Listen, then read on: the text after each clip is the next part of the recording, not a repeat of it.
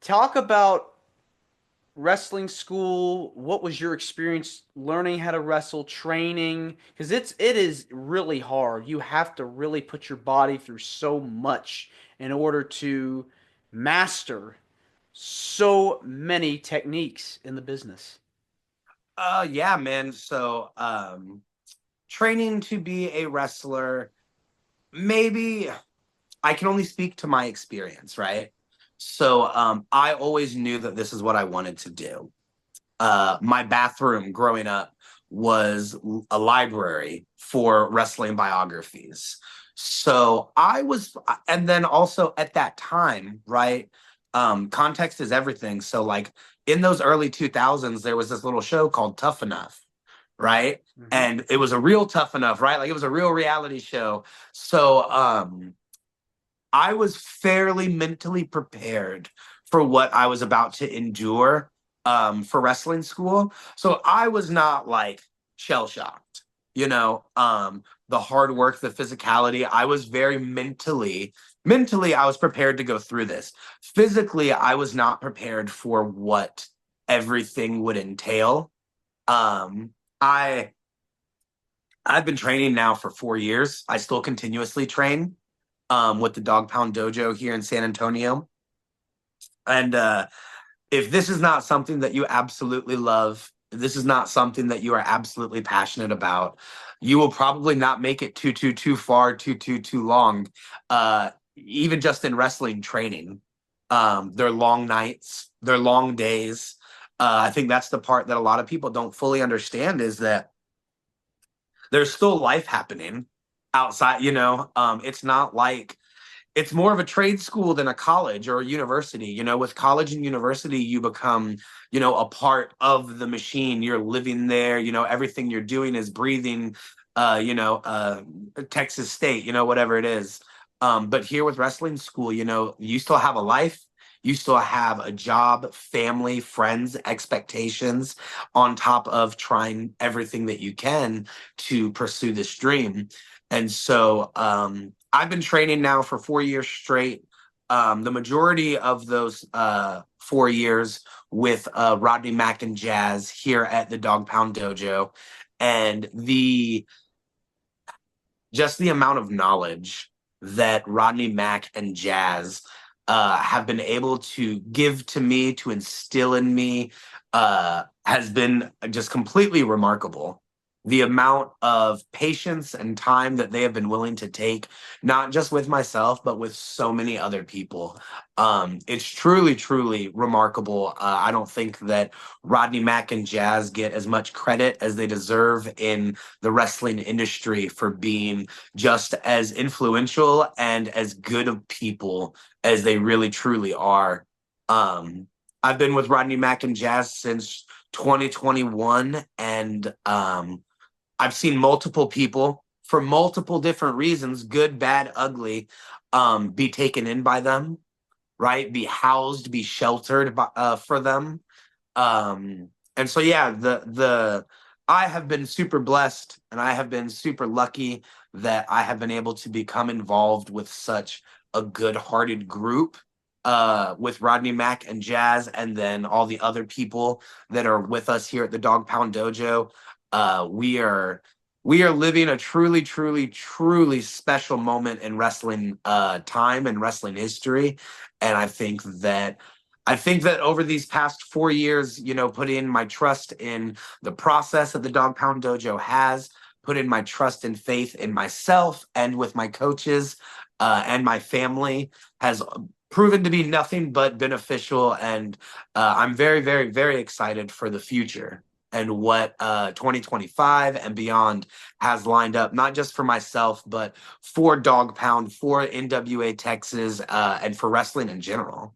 Yeah, I mean, we are literally in a boom period for the business. I mean, so many promotions are firing on all cylinders right now. You got WWE, you got AEW, you got TNA, New Japan. All these promotions are succeeding. NWA, it's incredible. And I had Jazz on my show recently, and she was talking about her school and starting up with Rodney Mack.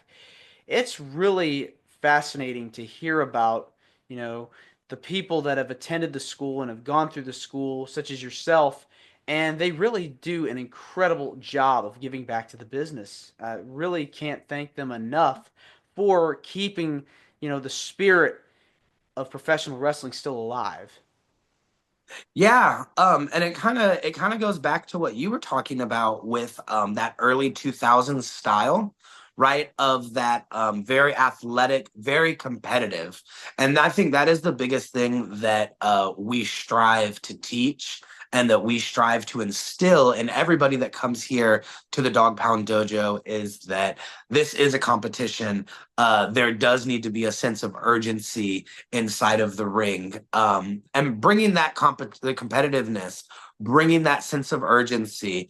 All of that is what puts our product on a different level than some of the other independent products out there.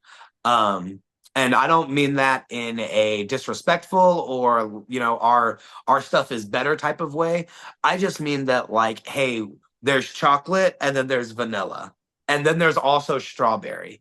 And so our style of wrestling, what Rodney Mack and Jazz are teaching us, have taught us, is that old school competitive style of professional wrestling that also mixes in the athleticism and the mainly the athleticism that you're used to seeing today. Rodney Mack and Jazz, all of us here at the Dog Pound Dojo know how to wrestle. We know how to actually wrestle. We know how to put a match together. And then on top of doing all that, we can also work in those high flying, super athletic, creative sequences and spots that you're accustomed to seeing in modern day wrestling. Yeah, I mean that's what it's all about. And when you're working with Rodney Mack and Jazz, are there any pieces of advice that they're telling you that you've applied today? Oh my goodness, everything that's ever come out of their mouth. um, there's so much, right? I mean, there's literally so much.